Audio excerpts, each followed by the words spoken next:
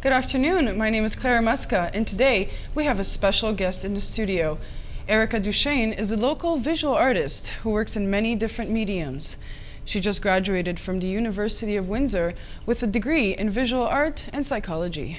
Today she's going to show us her process in the medium she works in. So what type of mediums do you work in? Well, my primary medium is actually acrylic-based ink. So what I use is a quill and the inkwell, which is a very traditional form of drawing and is still continued to be used today because it keeps the most continuous color that has been used. Mm-hmm. Can you show us how you work with ink? Maybe show us a little bit about your process. So this is the inkwell. So all it is just a premium ink that is normally just found in your pens and any fountain pen. And then here is the quill. And what the quill does is when you dunk it in ink, you just dip the tip, and depending on the amount of pressure that you use depends on how thick the line is. So if I use very little pressure, it creates a very thin line, and if I use a lot of pressure, it creates a much thicker line. So it's because the two prongs at the end open up and the amount of pressure you put on opens them up more or less, and that's what releases the ink. Over a period of time, though, to build up the lines, you actually use a hatching method. And hatching is where you layer lines to create value in the shading and to make it lighter or darker. So I have always brought up, I like this method more just because I like using a fine media tip. It's just like using a pencil, except it uses a darker, more permanent form of ink and gives a richer black. So when you're coloring, do you basically just use different colors to sort of... Yes, I use these inks and I can water them down to make them a lighter grade of pink, or I can mix them together to create different colors. You can also get a wide spectrum, everything from metallics to pearlescence as well, to give a different effect to your work. But otherwise I layer it underneath, and normally what I do is I even use watercolor sometimes to layer underneath the black and then add the black layering on top. And that gives it that form of depth and adding more colors to it. Very interesting.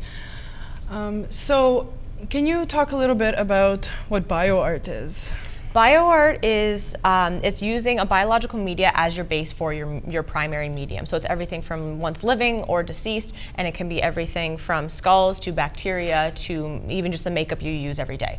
So it's very straightforward, and I've used my ink in terms of using it into my bioart projects. So for example, this is one of my projects that I did. This is my Black Beauty piece. It's actually part of a fairy tale series that I did, and I created the idea of death that's within these stories and brought them to the foreground, not in the sense of a Brothers Grimm tale or anything like that. I just brought it to the foreground as just showing that element of death. So in Black Beauty in particular, his best friend Ginger dies, and I have a Red Riding Hood piece where the wolf gets stuffed with rocks and sent on his way. So it's showing the idea that within a children's story, it's not always the best idea. So this is the better, and I use them in a three-dimensional form. So it's taking what I do on paper into an actual three-dimensional form. So this is a real skull, right? Yes, this is a real horse skull. Wow. So I have to go through all the proper paperwork, and I work with a taxidermist, and I get a lot of my resources through him. You have to pay a lot for that? Yes, it is. It's a lot more expensive than just your typical pen and paper type of work by quite a bit. Yeah. Can you show us some of the finished prints that you have? Yes, so aside from bioart and using this as my canvas, I actually have more prints that I've done. I love doing comic book art, and that's my biggest forte when it comes to my ink. So this is my Joker piece I did, and as I mentioned before, by using color, I layered the color underneath for the purple in his jacket, the green in his hair, and I layered the black over top.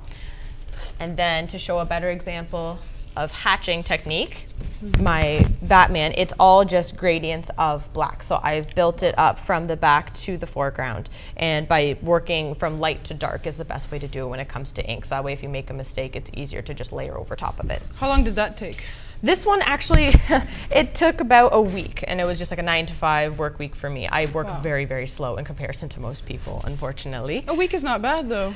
In comparison. This is another one. I actually layered this one underneath with Prismacolor pencil instead of using colored ink, and I layered with the black ink over top and painted the back in with just the regular ink. So it gives you a more variety for different techniques. Cool, cool, wonderful.